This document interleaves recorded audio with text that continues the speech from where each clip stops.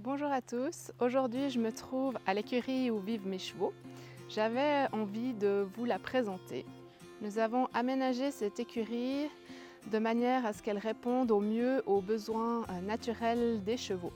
Alors je vous y emmène tout de suite, suivez-moi.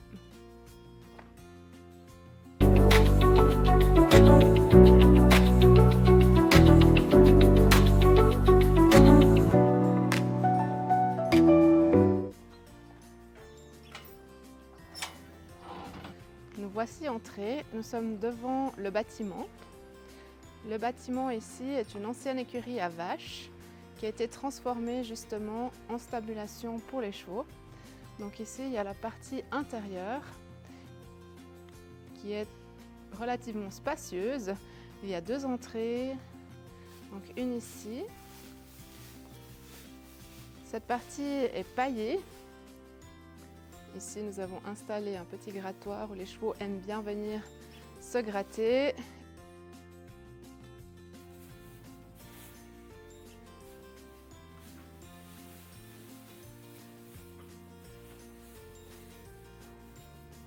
Nous avons décidé de faire une litière profonde, c'est-à-dire que la litière est vidée tous les 6 mois.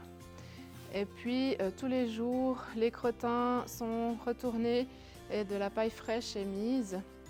Alors pour un système comme ça où les chevaux sont relativement peu dedans, ils viennent surtout passer du temps, soit pour se reposer ou pour se mettre à l'abri des insectes.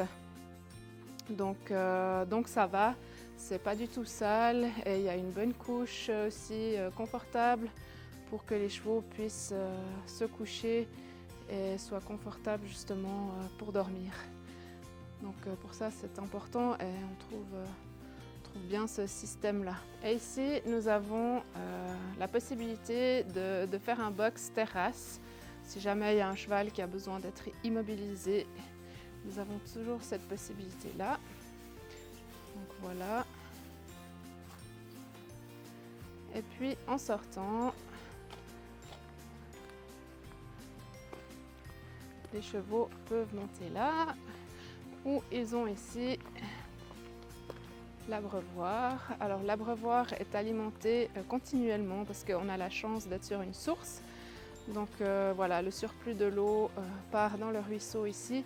Ici nous avons un espace avec un abri clôturé. Donc là, si nous avons un cheval aussi qui a besoin d'être immobilisé, c'est possible avec un petit abri, un petit râtelier, un abreuvoir, ou bien aussi on l'utilise lorsqu'il y a des nouveaux chevaux qui arrivent. Voilà, et puis on a encore une partie qui vient derrière le ruisseau. Donc là on a un ruisseau qui traverse les parcs. Donc le seul moyen pour aller de l'autre côté, c'est de passer ici sur le pont.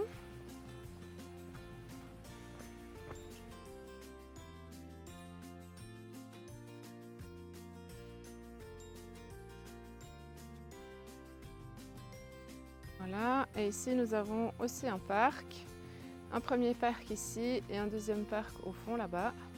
Et puis ici, les chevaux ont la possibilité de faire aussi un petit circuit autour de ce premier parc. Alors pour vous raconter un petit peu l'histoire de notre écurie, cela fait 10 ans maintenant que nous avons ouvert cette écurie à des chevaux de pensionnaires. Nous voulions créer un petit peu une diversité sur la ferme agricole familiale afin d'avoir un revenu supplémentaire. Et puis la pension de chevaux nous paraissait une bonne idée puisque voilà, moi j'ai toujours été passionnée par les chevaux et puis c'est quelque chose qui semblait idéal à aménager chez nous. Donc voilà pourquoi il y a des chevaux ici. Après, au départ, nous avions l'idée de créer des box en fait dans la partie écurie que vous avez vu avant. Nous aurions fait des box et amené les chevaux au parc. Mais voilà, j'avais fait à l'époque, j'avais demandé un petit sondage sur Facebook pour voir un petit peu ce qui plairait aux gens. Qu'est-ce que les gens avaient envie pour leurs chevaux. Et puis c'est là que une dame m'a répondu qu'elle verrait bien un paddock paradise pour son cheval. Et c'est là que je me suis renseignée. Donc là, vous voyez, il y a encore tout un parc au bord du ruisseau. Voilà. Donc c'est suite à ce sondage sur Facebook que je me suis renseignée sur les paddock paradise. Et puis, on s'est tout de suite dit que ça collerait très bien avec l'endroit. Parce que comme vous avez vu, la sortie de l'écurie, c'est directement le ruisseau, il y a un pont. Donc c'était impossible de faire des box où les chevaux pouvaient sortir en autonomie de leur box directement dans leur parc. Donc ça aurait fait beaucoup de gestion à faire, d'amener les chevaux au parc, etc. Et du coup, moi à cette époque, j'avais plus du tout envie non plus de voir mes chevaux enfermés au box. Donc voilà. Après quelques réflexions, quelques renseignements aussi, on est vite parti en fait sur cette idée-là. On s'est dit que c'était aussi une bonne idée par rapport aux surfaces agricoles pour éviter trop de tassement des sols. Ensuite ici nous avons la première aire de nourrissage où nous avons 2 râteliers avec des dalles en dessous pour stabiliser le sol afin que les chevaux ne soient pas dans la boue l'hiver. Donc toute l'année en fait ils ont les circuits ouverts, donc ils peuvent aller vraiment là où ils veulent toute l'année en hiver. Alors bien sûr en Suisse nous n'avons pas le droit de stabiliser les circuits. Donc voilà, l'hiver c'est un petit peu boueux, mais on a de la chance, on n'est pas sur des terrains qui sont trop profonds, donc les chevaux n'ont jamais de boue jusqu'aux genoux. Et puis il faut dire quand même que l'hiver, les chevaux restent beaucoup plus au râtelier du bas, là que vous venez de voir, et ils vont quand même moins se promener là-haut.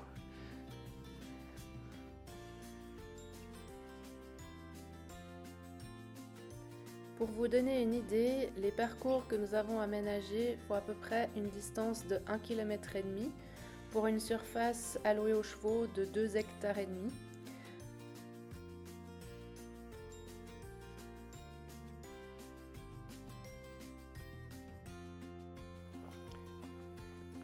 Voilà, nous arrivons à la 2e aire de nourrissage, où là, il y a une partie du troupeau qui est au râtelier.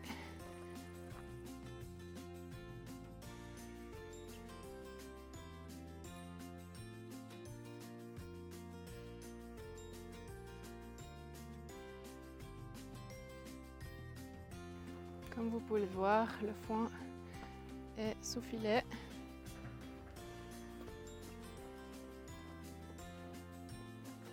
Les chevaux chez nous ont du foin 24 heures sur 24 à disposition en slow feeding. Et du coup, les mailles du filet sont assez petites, environ 3 cm. Mais tous les chevaux se sont très bien habitués et arrivent très bien à se nourrir comme ça. Nous allons continuer notre tour.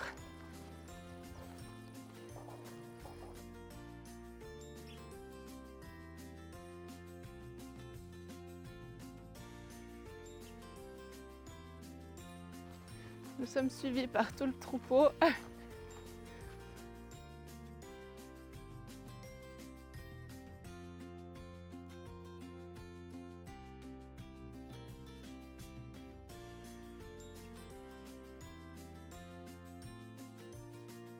Les chevaux me suivent parce qu'ils croient que je vais leur ouvrir une prairie. Du coup, c'est pour ça qu'ils viennent avec moi. Mais non, c'était juste pour vous faire visiter. Alors ici, nous sommes au 3e point de nourrissage. On ne l'utilise plus énormément. À l'époque, on avait aussi un râtelier, mais c'est pas le plus pratique pour venir remplir les râteliers ici. Donc on a installé, vous voyez ça, ça sert à attacher des filets à foin. Donc on les met surtout en saison hivernale pour augmenter les points de nourrissage. Mais là les chevaux ont de l'herbe un peu partout, donc pour l'instant on ne le remplit pas.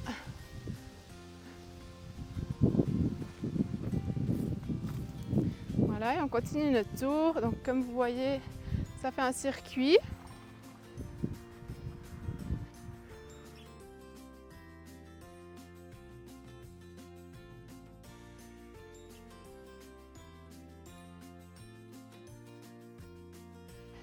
Ici, nous avons mis des troncs pour ralentir les chevaux. C'est une descente et il y a un virage à 90 degrés. Ah, certains sont redescendus. Là.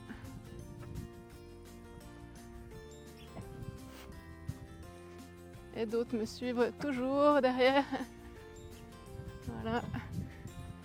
Donc là, je ne vais pas leur ouvrir de parc. Ils attendront plus tard. En ce moment, ils vont en prairie la nuit. Il n'y a plus beaucoup d'herbe sur les terrains. Voilà. Et je vais finir la boucle en passant de ce côté. Nous avions posé un GPS sur un cheval l'année dernière en fin de l'hiver et nous avons pu voir que sur une semaine, il avait fait en moyenne 13 km par jour, ce qui n'est pas rien. On s'attendait à un petit peu moins, surtout en saison hivernale. Donc nous étions vraiment contents de ce résultat. Voilà une petite vue de loin. Donc on voit bien ici les parcs des chevaux.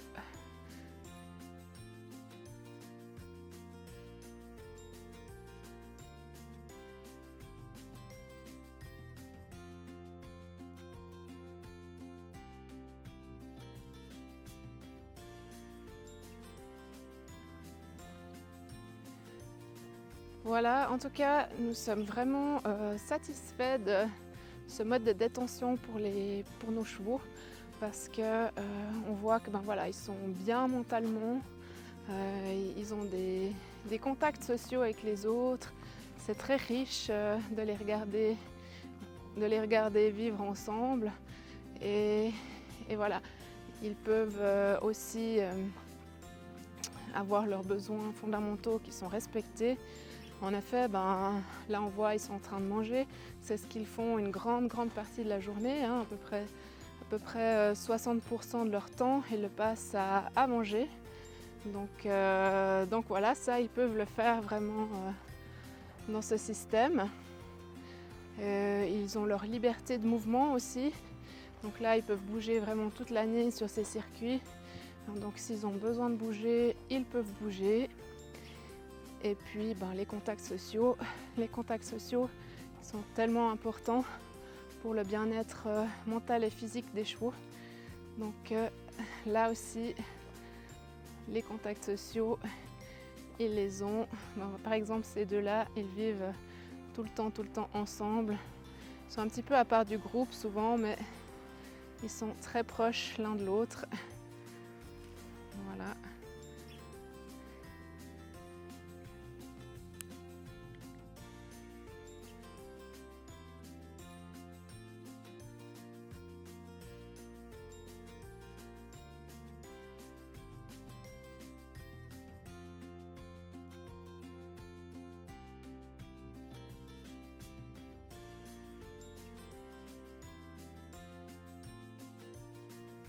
Voilà, si vous avez envie d'en savoir plus, n'hésitez pas à aller consulter mon site internet. Dernièrement, j'ai posté un article qui vous parle justement du budget temps des chevaux. Et puis vous trouverez aussi plein d'autres articles intéressants. Donc je vous mets les liens en dessous de la vidéo. Et n'hésitez pas non plus à commenter et à me poser des questions si vous avez des questions sur le mode de détention des chevaux. Et racontez-moi aussi comment vivent vos chevaux, est-ce que vous voyez que ça leur profite, etc. Donc je suis toujours curieuse de savoir comment ça se passe ailleurs. Merci, je vous dis à tout bientôt pour une prochaine vidéo.